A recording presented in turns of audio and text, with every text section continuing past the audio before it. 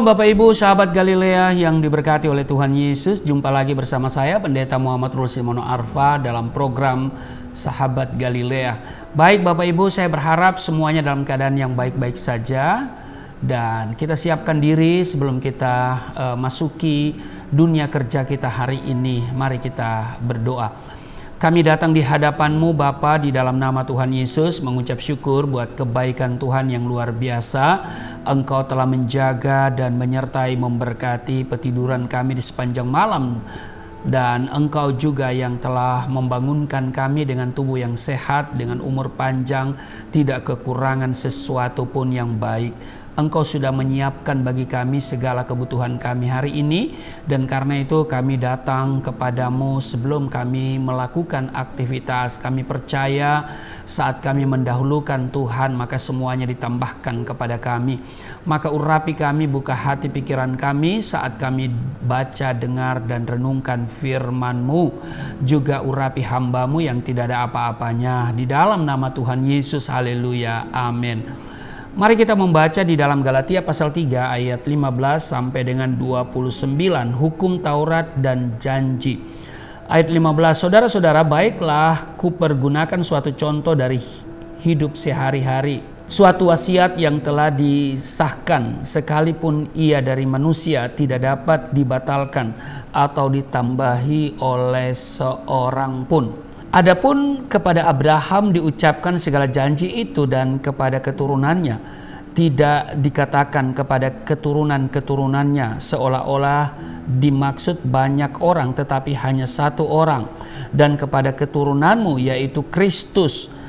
Ayat 17, maksudnya ialah janji yang sebelumnya telah disahkan Allah, tidak dapat dibatalkan oleh hukum Taurat yang baru terbit 430 tahun kemudian, sehingga janji itu hilang kekuatannya. Sebab jikalau apa yang ditentukan Allah berasal dari hukum Taurat, ia tidak berasal dari janji, tetapi justru oleh janjilah Allah telah menganugerahkan kasih karunia-Nya kepada Abraham. Kalau demikian, apakah maksudnya hukum Taurat ditambahkan oleh karena pelanggaran-pelanggaran sampai datang keturunan yang dimaksud oleh janji itu, dan ia disampaikan dengan perantaraan malaikat-malaikat ke dalam tangan seorang pengantara. Seorang pengantara bukan hanya mewakili satu orang saja, sedangkan Allah adalah satu. Kalau demikian, bertentangankah hukum Taurat dengan janji-janji Allah? Sekali-kali tidak, sebab andai kata hukum Taurat diberikan sebagai sesuatu yang dapat menghidupkan, maka memang kebenaran berasal dari hukum Taurat. Tetapi kitab suci telah mengurung segala sesuatu di bawah kekuasaan dosa, supaya oleh karena iman dalam Yesus Kristus janji itu diberikan kepada mereka yang percaya. Ayat 23, sebelum iman itu datang, kita berada di bawah pengawalan hukum Taurat dan dikurung sampai iman itu telah dinyatakan. 24, jadi hukum Taurat adalah penuntun bagi kita sampai Kristus datang, supaya kita dibenarkan karena iman. Ayat 25, sekarang iman itu telah datang, karena itu kita tidak berada di bawah pengawasan penuntun, sebab kamu semua adalah anak-anak Allah karena iman di dalam Yesus Kristus. Karena kamu semua yang dibaptis dalam Kristus telah mengenakan Kristus. Dalam hal ini tidak ada orang Yahudi atau orang Yunani, tidak ada hamba atau orang merdeka, tidak ada laki-laki atau perempuan, karena kamu semua adalah satu di dalam Kristus Yesus. Ayat 29, dan jikalau kamu adalah milik Kristus, maka kamu juga adalah keturunan Abraham dan berhak menerima janji Allah. Demikian pembacaan Galatia pasal 3 ayat 15 sampai dengan 29. Ayat 29 ini menarik. Dikatakan begini, dan jikalau kamu adalah milik Kristus, sekali lagi, jika saudara dan saya adalah milik Kristus, ya kan, maka kamu berarti saudara dan saya juga adalah keturunan Abraham, dan ini yang luar biasa, berhak, sekali lagi, berhak menerima janji Allah. Nah, karena itu Bapak Ibu, kita patut bersyukur kepada Tuhan. Oleh karena iman dan percaya kepada Tuhan Yesus, akhirnya saudara dan saya juga berhak menikmati janjinya yang diberikan kepada Abraham, yang tertulis di dalam Galatia pasal 3 ayat 14. Yesus Kristus telah membuat ini supaya di dalam Dia berkat Abraham sampai kepada bangsa-bangsa lain, sehingga oleh iman kita menerima roh yang telah dijanjikan itu. Bapak Ibu sahabat Galilea yang diberkati oleh Tuhan Yesus, ada hal-hal yang harus kita perhatikan dari kehidupan Abraham. Apa saja yang dia lakukan sehingga begitu dikasih oleh Allah dan beroleh berkat-berkatnya yang melimpah. Nah, Bapak Ibu, setelah saya renungkan, ternyata Abraham adalah orang yang ini, T-A-A-T. Apa Bapak Ibu? Taat. Ibrani pasalnya yang ke-11 ayat 8, ketika ia dipanggil, Abraham dipanggil untuk berangkat ke negeri yang akan diterimanya menjadi milik pusakanya, lalu ia berangkat, ya, Abraham berangkat dengan tidak mengetahui tempat yang ia tujui. Bayangkan Bapak Ibu, Tuhan panggil dia ke suatu tempat yang belum dia tahu. Dia tidak pernah nanya nanti bagaimana di sana, ya, nanti dengan siapa, padahal dia hidup mapan dengan keluarganya. Tapi dia taat pada panggilan itu, perintah itu, dan dia lakukan. Bayangkan, secara manusia agak sulit kita terima. Kenapa? Karena berjalan ke sebuah tempat yang sebelumnya dia tidak tahu dan tidak dikasih tahu oleh Allah. Dia katakan, ke tempat yang akan kutunjukkan kepadamu. Jadi belum, akan, jadi berjalan saja. Nah, karena itu dia mau taat. Jadi kalau kita mau berjalan dengan Tuhan dalam ketaatan, artinya kita menyerahkan semuanya kepada Tuhan. Dan dia berotoritas, dia bertanggung jawab penuh. Kalau kita berjalan bersama Tuhan, wow saudara, kita berjalan dengan orang kaya saja, dengan konglomerat aja, ya kita pasti tidak akan kekurangan. Kita berjalan dengan presiden misalnya, pasti terjamin. Apalagi kita berjalan dengan Tuhan, penguasa alam ini, ya, yang empunya surga dan bumi ini, saudara. Wow, pasti kita tidak akan pernah mengalami kekurangan. Haleluya. Nah, jadi tercatat juga di Alkitab bahwa dimanapun berada Abraham senantiasa, ini dia, membangun mezbah bagi Tuhan. Nah, mezbah di sini berbicara tentang ibadah, dan di atas mezbah selalu ada yang namanya kurban.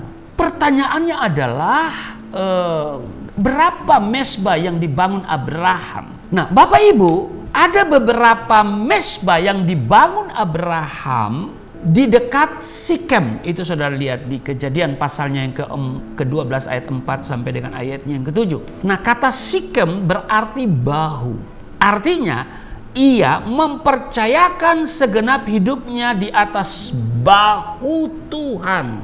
Artinya bergantung penuh kepada tuntunan Tuhan. Tidak lagi mengandalkan kepintaran dan kekuatannya sendiri. Penulis Amsal mengingatkan saudara dan saya, kita semua, dikatakan percayalah kepada Allah dengan segenap hatimu dan janganlah bersandar kepada pengertianmu sendiri.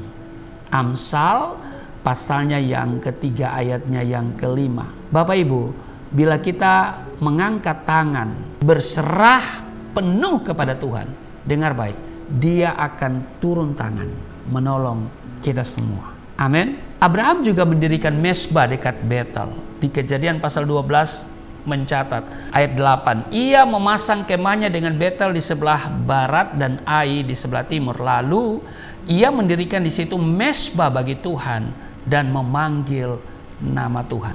Betel itu berbicara tentang kediaman Tuhan, tempat ia bertahta. Ini menunjukkan Abraham sangat menghormati Tuhan. Bapak Ibu, berkat senantiasa tersedia bagi setiap umat, setiap orang yang menghormati dan menempatkan Tuhan sebagai yang utama dalam hidupnya. Dan ini terjadi pada yang namanya Obed-Edom. Ketika ia menerima tabut Allah di rumahnya, Tuhan memulihkan dan memberkati keluarganya, yaitu keluarga Edom, ya kan? Itu diberkati secara luar biasa dalam waktu 3 bulan saja. 1 Samuel pasal 6 ayat 11 dikatakan begini. 3 bulan lamanya tabut Tuhan itu tinggal di rumah Obed Edom, orang Gad itu. Dan Tuhan memberkati Obed Edom dan seisi rumahnya. Ayat 12.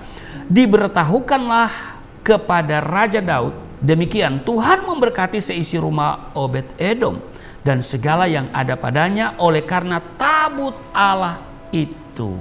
Luar biasa kan? Obed Edom diberkati secara luar biasa ketika dia menerima tabut Allah itu di dalam rumahnya. Nah, karena itu Bapak Ibu, mari kita menghormati dan kita utamakan Tuhan. Ya, pasti berkat-berkat Abraham pun akan menjadi bagian saudara dan saya. Amin. 2 hal yang harus selalu ada dalam setiap kehidupan kita. Jadi setiap ada kemah, itu yang Abraham lakukan, selalu ada mesbah. Di mana dia berkemah, di situ dia buat mesbah. Nah, kalau saudara diaplikasikan dalam hidup kita, ketika kita membuat satu bangunan, yaitu kemah atau rumah, ya, tempat kediaman kita, harus juga bangun mesbah, tempat kita bertemu dengan Tuhan, bercakap-cakap dengan Tuhan, mengungkapkan segala isi hati kita kepadanya. Amin. Karena itu mari setiap kita menghormati dan kita utamakan Tuhan, maka berkat-berkat Abraham pun itu akan jadi bagian saudara dan saya. Amin. Tuhan Yesus memberkati. Mari kita berdoa. Terima kasih Tuhan untuk hari ini kami belajar kepada firman Tuhan, supaya kami menghormati dan mengutamakan Engkau seperti Abraham yang sangat menghormati dan mengutamakan Engkau, dan itu dia wujud nyatakan dalam sebuah ketaatan. Walaupun dia tidak tahu kemana dia harus pergi, tapi Engkau yang memanggilnya dan pergi ke suatu tempat, dia taat, dia tidak bertanya, dia tidak menunda, tapi dia langsung melakukan, karena itu adalah ketaatannya kepadamu. Ketika dia menunjukkan ketaatan, Engkau memberkati dia. Maka Abraham pun ketika membangun kemah selalu ada mesbah. Kiranya kami pun bukan saja membangun rumah kami, kediaman kami, tapi juga kami harus membangun mesbah, kediaman Tuhan, supaya kami seperti Obed Edom diberkati dan seisi rumah kami diberkati. Terima kasih untuk hari ini. Berkati seluruh sahabat Galilea dalam tugas kerja mereka. Ada perlindungan, ada berkat, ada kemajuan, ada progres yang mereka capai dalam bidang usaha yang mereka lakukan, dalam bidang pekerjaan mereka, ada promosi, ada berkat-berkat yang melimpah hari ini. Di dalam nama Tuhan Yesus. Haleluya. Amin.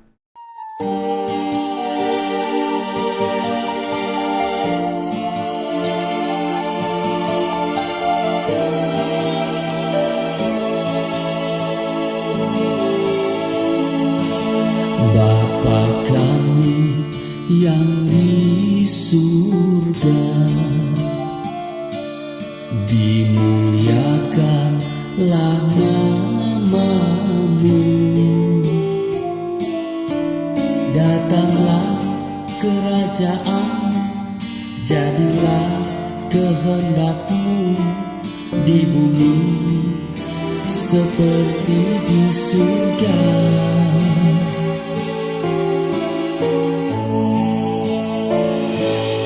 Berikanlah kepada